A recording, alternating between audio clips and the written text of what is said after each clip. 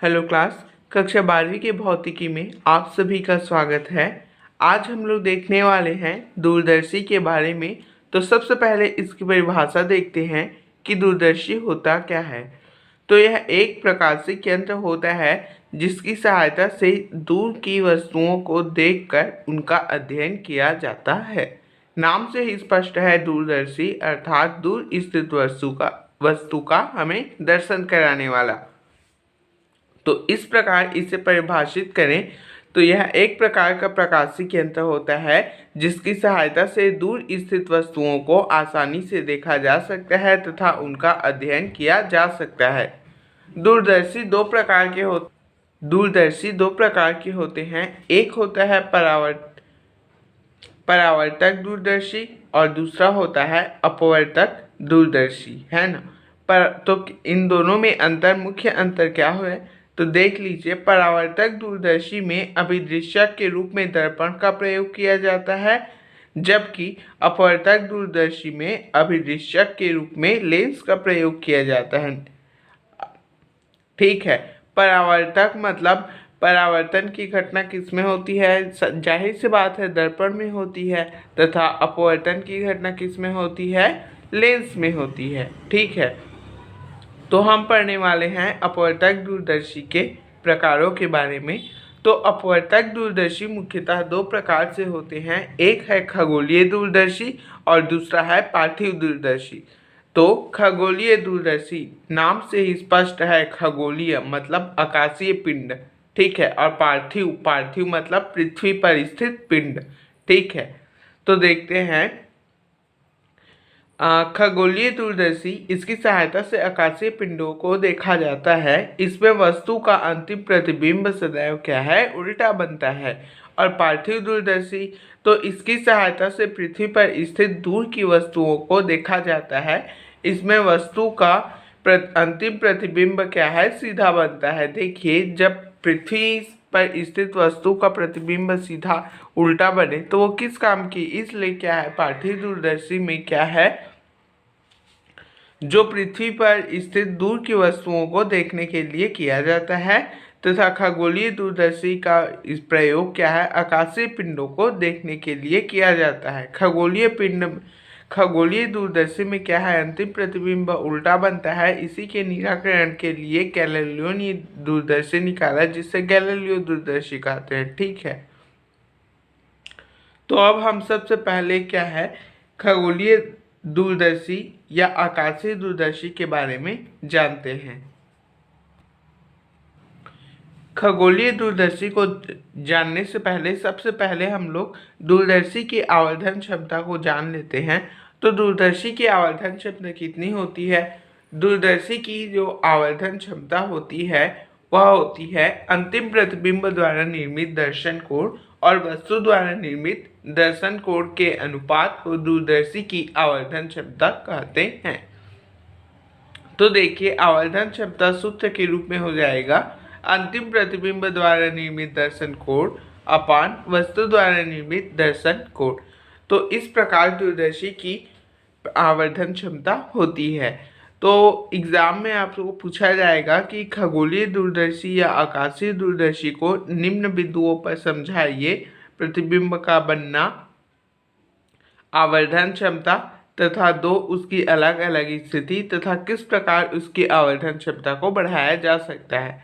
ठीक है। बनावट इसमें एग्जाम में कभी नहीं पूछा है, आज तक हो गया तो, लेकिन आपको ध्यान में रहना चाहिए। तो एक बार हम लोग सही नज़र पे देख लेते हैं कि जो खगोलीय दूरदर्शी होता है, चित्र में आप देख ही रहे हैं, तो इसकी बनावट किस प्रकार होती है ना। तो यहाँ देखिए, जो लेंस है वो क्या है, इसे नेत्रिका कहते हैं। और ये जो है वो अभिदृश्यक लेंस होता है। नेत्रिका वो लेंस है जो हमारे नेत्र के करीब होता है। अभिदृश्यक वो लेंस है जो ऑब्जेक्ट वस्तु के करीब होता है। ठीक है। तो इस प्रकार से, तो यहाँ देखिए दूरदर्शी की जो संरचना है आप सभी देख पा रहे हैं।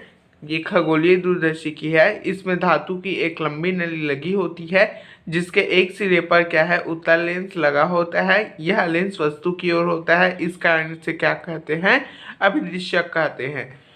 वास्तव में अभिदृश्यक कई लेंसों से मिलकर बना होता है ताकि जो विपतन की जो घटना होती है, आप सभी लोग कक्षा 10वीं में पढ़े होते हैं, गोलीय विपतन, वर्ण विपतन, है ना, अलग अलग जो त्रुटियां होती है उसके निराकरण के लिए हम लोग क्या है, लेंसों का संयोजन करके उसको उपयोग में लाते हैं। ठीक है, तो इस प्रकार ये होती है इसकी संरचना। ठीक है, तो इसमें क्या है, एक लंबी नली के दूसरे सिरे पर क्या है, एक और पतली नली लगी होती है, जैसा कि आप चित्र में देख पा रहे हैं, है ना। ये पतली नली लगी रहती है जिसके दूसरे सिरे पर भी एक उत्तल लेंस लगा होता है।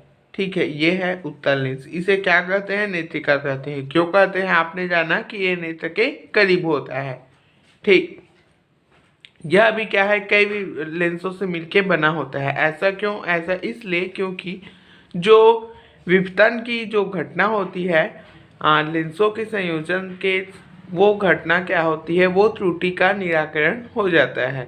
तो इस प्रकार से इसकी संरचना होती है और इन दोनों लेंसों को के बीच में क्या है, एक क्रॉस तार लगा होता है। ठीक, और नेत्रिका वाली इस जो नली है इसे अंदर बाहर किया जा सकता है तथा यहाँ देखिए, यहाँ एक कील की तरह जो लगा है ना, इससे क्या है, इसे कहते हैं रैक पिन व्यवस्था, है ना। इसके द्वारा क्या है, इसे कसा जा सकता है। ठीक है, छोटा बड़ा किया जा सकता है। तो इस प्रकार से इसकी संरचना होती है। आप इसे अच्छे से पढ़ेंगे, समझ में आ जाएगा एक बार पढ़ने से। ठीक है, तो अब हम लोग देखते हैं प्रतिबिंब का बनना, कि किस प्रकार इसका प्रतिबिंब बनता है। तो इसके लिए सबसे पहले हम लोग चित्र बना लेते हैं। तो देखिए, खगोलीय दूरदर्शी का किरण चित्र है। तो यहाँ देखिए, सब हम लोग को पता है कि जो आकाशीय पिंड होते हैं वो अनंत दूरी पर स्थित होते हैं। तो हम लोग लेते हैं अनंत पर स्थित वस्तु से चल के आने वाली जो प्रकाश किरणें हैं वह अभिदृश्यक लेंस ओ से अपवर्तन के पश्चात उसके फोकस तल पर जाकर मिलती है। ठीक है, जहां उस वस्तु का वास्तविक और उल्टा प्रतिबिंब बनता है।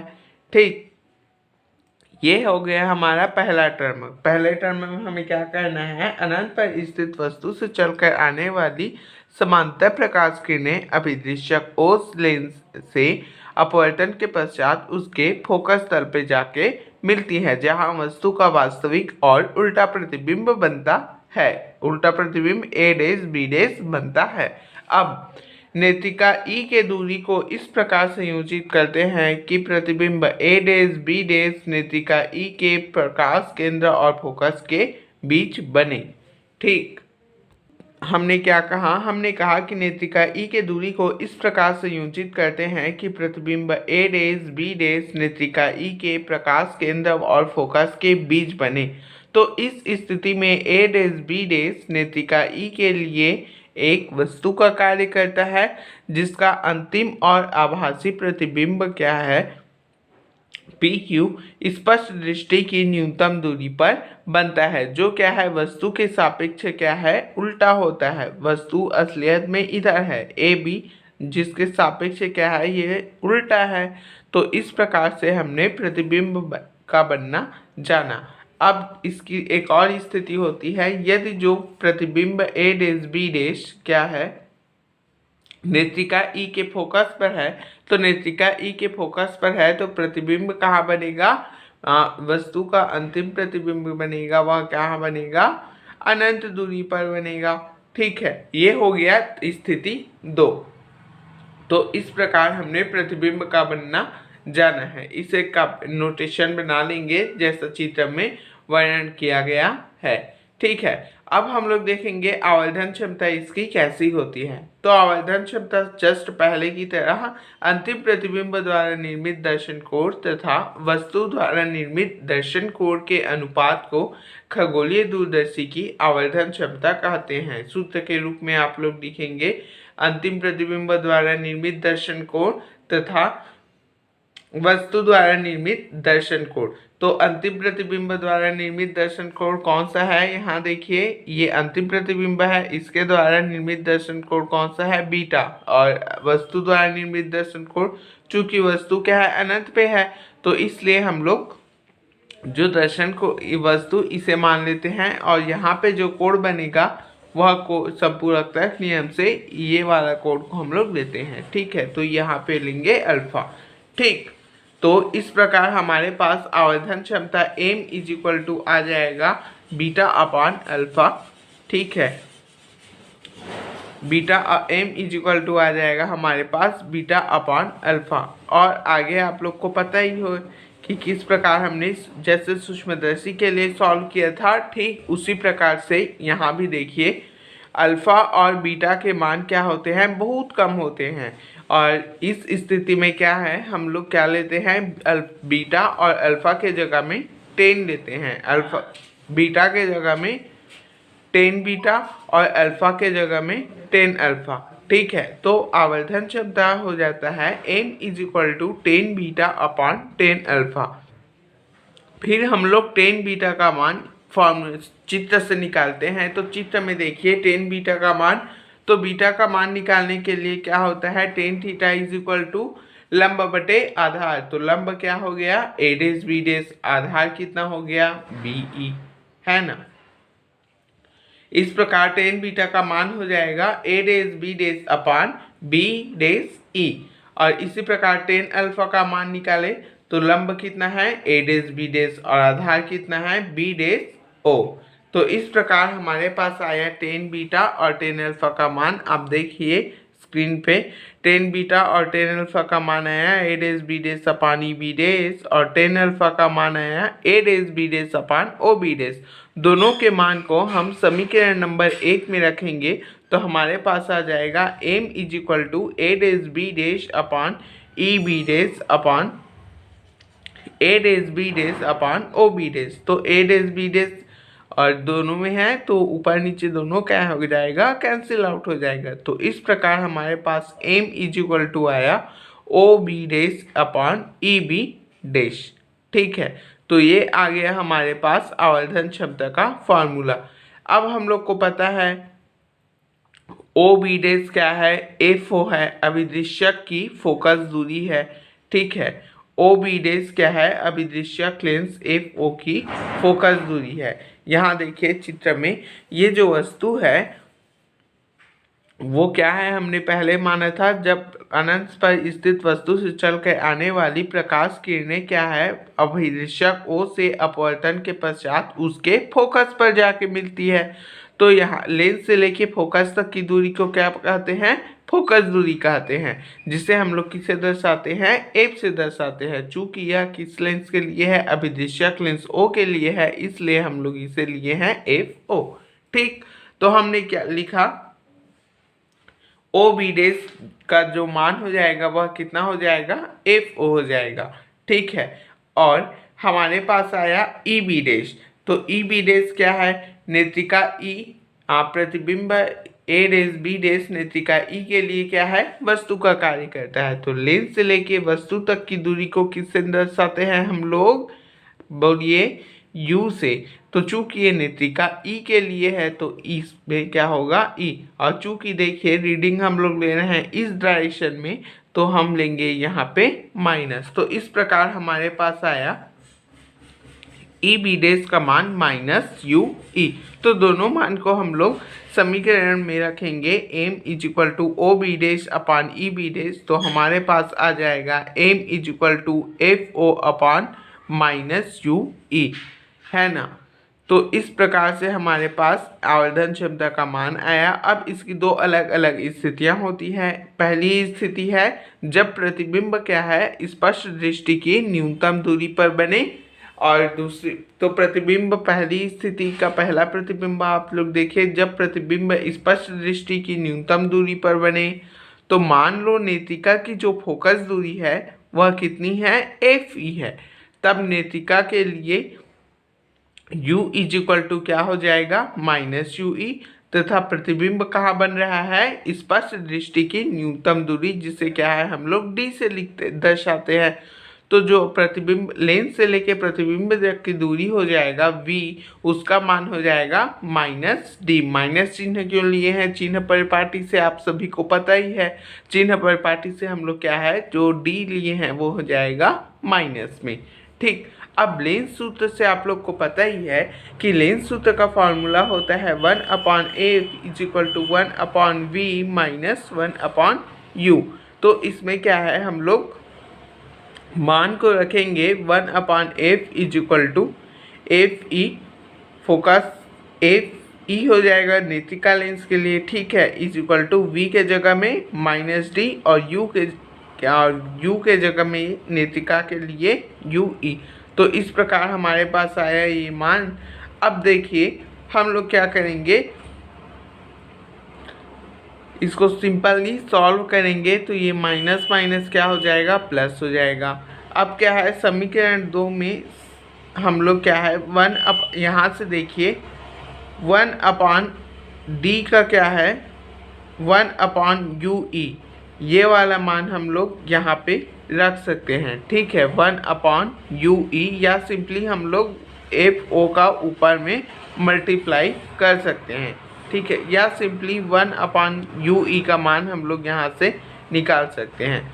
तो 1/UE का मान निकालें तो ये वाला टर्म जो है इधर जाएगा, तो -D इधर आके क्या हो जाएगा, +D हो जाएगा। तो हमारे पास आएगा 1/UE is equal to 1/FE plus 1/D। तो इसका मान समीकरण 2 में रखेंगे तो हमारे पास आ जाएगा आवर्धन क्षमता M is equal to -4/1/FE plus 1/D। इस प्रकार हमारे पास आवर्धन क्षमता आया। देखिए हम लोग FE को कॉमन निकालना चाहे तो FE को कॉमन निकालेंगे तो यहाँ पे ऊपर नीचे FE का भाग देना पड़ेगा, गुणा भाग करना पड़ेगा। तो नीचे ऊपर में क्या हो जाएगा, चूंकि इसके पास FE नहीं है ना, तो इस प्रकार से हमारे पास या फिर यहीं तक बनाएंगे तो भी सही है, या फिर ये लिखना चाहे तो भी सही है, ठीक है, विद्यार्थी अपना विवेक लगाएंगे। इस प्रकार दूसरी स्थिति है, दूसरी स्थिति क्या है, जब अंतिम प्रतिबिंब क्या है अनंत पर बने। तो अंतिम प्रतिबिंब अनंत पर कब बनेगा, यदि अभिदृश्यक द्वारा जो वस्तु A', B' नेत्रिका के कहाँ पर बने, फोकस पर बने। तो इस प्रकार लेंस से लेके जो वस्तु तक की दूरी है वह कैसी होनी चाहिए, वह फोकस दूरी के बराबर होनी चाहिए। तो इस प्रकार समीकरण 2 में UE के जगह में कितना हो जाएगा, FE। तो इस प्रकार जो समीकरण 2 हमारे पास आया है, यहाँ देखिए जो आवर्धन क्षमता आया है समीकरण नंबर 2, तो इसमें UE के जगह में कितना लिखना पड़ेगा, FE। तो इस प्रकार हमारे पास द्वितीय स्थिति में आवर्धन क्षमता आ जाएगा M is equal to -4/FE, ठीक है। तो इस स्थिति में आवर्धन क्षमता आया इतना। अब देखिए कभी कभी पूछा जाता है दूरदर्शी की नली की लंबाई को भी बताइए। तो इस दूरदर्शी की नली की लंबाई आप चित्र से भी निकाल सकते हैं। यहाँ देखिए थोड़ा समझने का प्रयास करेंगे। हमने बोला कि अभिदृश्यक O से जो वस्तु बन रहा है, वस्तु का प्रतिबिंब A', B', वह कहाँ बन रहा है, इसके फोकस दूरी पर, है ना। तो लेंस से लेके जो प्रतिबिंब A', B' बन रहा है उसकी दूरी कितनी हो जाएगी, फोकस दूरी FO, और यहाँ से लेके यहाँ तक की दूरी हो जाएगी FE, ठीक है। तो देखिए जो नली की लंबाई होगी वह कितना होगा, FO प्लस FE, इतनी की दूरी, ठीक है। तो ये क्या होगा, 4 + FE, है ना। तो इस प्रकार दूरदर्शी की नली की लंबाई को निकाला जाता है। और यहाँ इस चित्र में भी आप लोग निकाल सकते हो। यहाँ देखिए, इस यहाँ से लेके यहाँ तक की दूरी कितनी हो जाएगी, FO हो जाएगी। और चूंकि इसकी दूरी क्या है, धनात्मक में या ऋणात्मक में होगा, तो इसलिए हम लोग इसको लेते हैं मॉड UE। तो दो अलग अलग स्थिति है। जब अंतिम प्रतिबिंब स्पष्ट दृष्टि की न्यूनतम दूरी पर बने, तो उस स्थिति में जो नली की लंबाई होती है वह होती है L is equal to, L का मतलब length, length is equal to FO plus परिमाण UE या मॉड UE, है ना। और जब प्रतिबिंब अंतिम प्रतिबिंब अनंत पर बने, तो उस स्थिति में दूरदर्शी की जो नली की लंबाई होगी वह होगी FO प्लस FE। तो ध्यान रखिए, ये दोनों भी कई बार एग्जाम में पूछ देता है, डायरेक्ट क्वेश्चन है, ठीक है। और आवर्धन क्षमता अधिक होने के लिए आप लोग को पता ही है, फॉर्मूला में देख लीजिए, क्या है समीकरण 3 से क्या हो जाएगा। समीकरण 3 में देखिए, यहाँ समीकरण 3 में क्या हो जाएगा, FO का मान अधिक होना चाहिए, अर्थात इसका मान क्या है, अधिक होना चाहिए। अभिदिशक की जो फोकस दूरी है वह अधिक होनी चाहिए, और जो नेत्रिका की फोकस दूरी है उसे कम होना चाहिए। तो इस प्रकार आवर्धन क्षमता को बढ़ाया जा सकता है दूरदर्शी के। तो हमने जाना दूरदर्शी के बारे में, खगोलीय दूरदर्शी की संरचना के बारे में। अब है पार्थिव दूरदर्शी। तो इसका भी सेम उसी प्रकार है। इसमें एक और लेंस का प्रयोग किया जाता है जिसे क्या कहते हैं, प्रतिलोमक लेंस कहते हैं। विद्यार्थी इसे पढ़ेंगे तो समझ में आ जाएगा, पहले की तरह है। तो थोड़ा बहुत देखते हैं इसके बारे में। पार्थिव दूरदर्शी क्या हो गया, इस दूरदर्शी का उपयोग पृथ्वी पर स्थित वस्तु को देखने के लिए किया जाता है। क्यों इसकी आवश्यकता पड़ी, तो खगोलीय दूरदर्शी में जो वस्तु का अंतिम प्रतिबिंब है वह उल्टा बनता है। अतः इस त्रुटि के निराकरण के लिए क्या है, यह दूरदर्शी क्या है, पृथ्वी पर स्थित वस्तुओं को देखने के लिए उपयुक्त नहीं है। अतः पार्थिव दूरदर्शी में क्या होता है, जो वस्तु का अंतिम प्रतिबिंब है वह कैसा बनता है, वह बनता है सीधा। तो यह दूरदर्शी की आविष्कार इसलिए हुआ, ठीक है। जो अंतिम प्रतिबिंब बनता है वह कैसा बनता है, सीधा। तो इसके लिए एक और लेंस का प्रयोग करते हैं जिसे प्रतिलोमक लेंस कहते हैं। आप चित्र में देखिए, जिसे L से प्रदर्शित करते हैं। यहाँ देखिए, ये जो लेंस लगा है वह कैसा है, प्रतिलोमक लेंस। तो ठीक ये भी उसी प्रकार है जैसा कि पार्थिव दूरदर्शी की संरचना है। विद्यार्थी इसे पढ़ेंगे और अपने से बनाएंगे। इसे होम असाइनमेंट के रूप में समझ लीजिएगा, है ना। इसे बनाइएगा और जहाँ जो समझ में नहीं आएगा उसे पूछेंगे, ठीक है। तो इस प्रकार हमने दूरदर्शी सूक्ष्मदर्शी के बारे में जाना। अब इन दोनों में जो मुख्य अंतर है उसके बारे में भी जान ले। तो देखिए, एग्ज़ाम में ये भी पूछा जाता है कि किस प्रकार इन जो सभी दूरदर्शी है उनकी आवर्धन क्षमता को बढ़ाया जाता है या कम किया जाता है। तो आप इस सभी के बारे में अपने से तैयारी करते जाइए कि कैसे कैसे जो क्वेश्चन आ रहे हैं अब के ज़माने में, तो उनको सबको सॉल्व हो जाए। यहाँ देखिए, कई बार खाली स्थान में ये वाला भी प्रश्न पूछ लेता है। विद्यार्थी देखिए, खगोलीय दूरदर्शी और गैलीलियो दूरदर्शी में तुलना कीजिए, या दोनों में क्या समानताएं हैं, है ना। ये 1 नंबर का या 2 नंबर के क्वेश्चन में या खाली स्थान में ऑब्जेक्टिव टाइप क्वेश्चन में पूछा जाता है।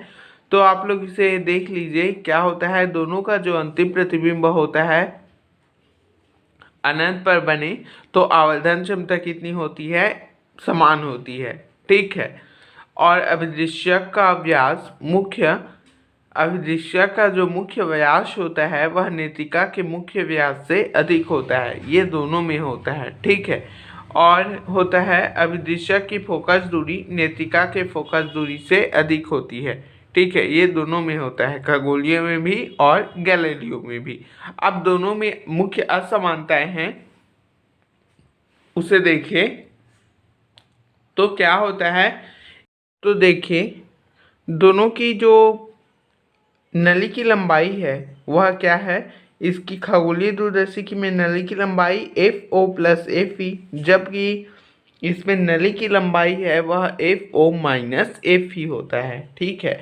और इसमें उत्तर खगोलीय दूरदर्शी में उत्तर लेंस नेत्रिका का कार्य करता है, जबकि गैलीलियो दूरदर्शी में नेत्रिका का कार्य अवतल लेंस करता है। ठीक है। खगोलीय दूरदर्शी में क्या होता है, अंतिम प्रतिबिंब वस्तु के सापेक्ष उल्टा बनता है, जबकि गैलीलियो दूरदर्शी में अंतिम प्रतिबिंब जो होता है वह वस्तु के सापेक्ष सीधा बनता है। इसमें क्रॉस तार लगाए जा सकता है, अतः दूरदर्शी से मापन संभव है। ठीक है। इसमें क्रॉस तार नहीं लगाए जा सकते, अतः इस दूरदर्शी से मापन जो है संभव नहीं है। ठीक। और इस दूरदर्शी की आवर्धन क्षमता अधिक होती है, जबकि गैलीलियो दूरदर्शी की आवर्धन क्षमता अपेक्षाकृत कम होती है। तो इस प्रकार हमने कुछ प्रश्न के बारे में डिस्कस किया। ठीक है। तो आज के लिए बस इतना ही। धन्यवाद।